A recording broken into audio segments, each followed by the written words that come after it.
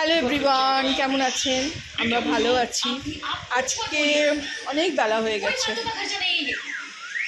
3:30 বাজছে। এতক্ষণে রান্না করে শেষ করলাম। এদিকে তারক মেহতা কা উল্টা চশমা হচ্ছে। আমাদের যা কিছুই হয় তারক মেহতা চালিয়ে দেওয়া হয়। আর এদিকে দেখাই ধনে পাতা, এটা ধনে পাতা আর এটা পুদিনা পাতা, এরকমভাবে ধুয়ে শুকিয়ে নিচ্ছি। শুকিয়ে নিয়ে রেখে দেবো এগুলো দুটোকে, তাহলে কি সব কিছুতে দিতে পারবো। আর এই ধনে পাতা এতটাই মানে পাকা বুড়ো, ডাঁটাগুলো মানে একদম চিবিয়ে খাওয়া যাবে এরকম, সেটা দিয়ে চাটনি বানিয়ে নিয়েছি। আর এদিকে দেখুন গ্যাসটাকে সরিয়ে একদম এদিকে সরিয়ে রেখেছি, যখন সিলিন্ডার আনতে পারবো তখন আবার লাগাবো। স্ল্যাবে জায়গা হতে পারছে না। এই ছেলে এখানে বসেছিল, সব তারফাল লাগানো, ওর চার্জ হচ্ছে ফোনে, সব সময় তো ফোন। এদিকে কুলার চলছে, কুলার ছাড়া 1 সেকেন্ড থাকা যাচ্ছে না। মেয়ে সব ঝাড়ু পোছা করে নিল, এই যে বসে আছে, চান করতে যাবে। ভাই গেছে এখন, চান করে ওকে বেরু। চলুন দেখাই আজকে কী রান্না করেছি।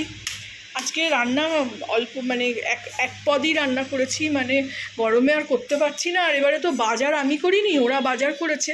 সবজি কিছু আনিনি, ওই গাজর আর বিনস দিয়ে কি রান্না করব। এদিকে সব গুছিয়ে পরিষ্কার করে নিয়েছি একেবারে।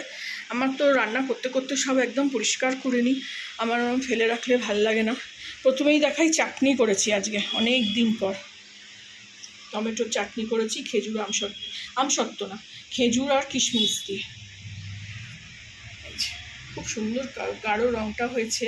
আজকে না একটু অন্যরকম, মানে চিনি শেষ হয়ে গেছে তো বাতাসা দিয়ে করেছি, খেয়ে দেখলাম অপূর্ব হয়েছে। বাতাসা এমনিও পেট ঠান্ডা করে। চাটনি, এদিকে আছে ভাত। ভাত তো আমার ছেলে এইটুকুনি খায়, ঠিক এইটুকুনি। এদিকে আছে স্যালাড, স্যালাড খেতে খুব ভালোবাসে, শশা তো ভীষণ ভালোবাসে। কেটে নিয়েছি স্যালাড, একটু নুন ছড়িয়ে দেবো। আর এদিকে করেছি আজকে শোস্টপার হলো মাছের কালিয়া। মাছ এনেছিলাম, মাছের কালিয়া করেছি। দারুণ রঙটা হয়েছে না? কষিয়ে বেশ ভালো করে ইন্ডাকশানে করলাম, অনেকক্ষণ টাইম লাগলো। মাছগুলো বলছে, ছেলে বলছে যে ভালো করে ভাজো, তো ইন্ডাকশানে অত কড়া করে ভাজা যায় না।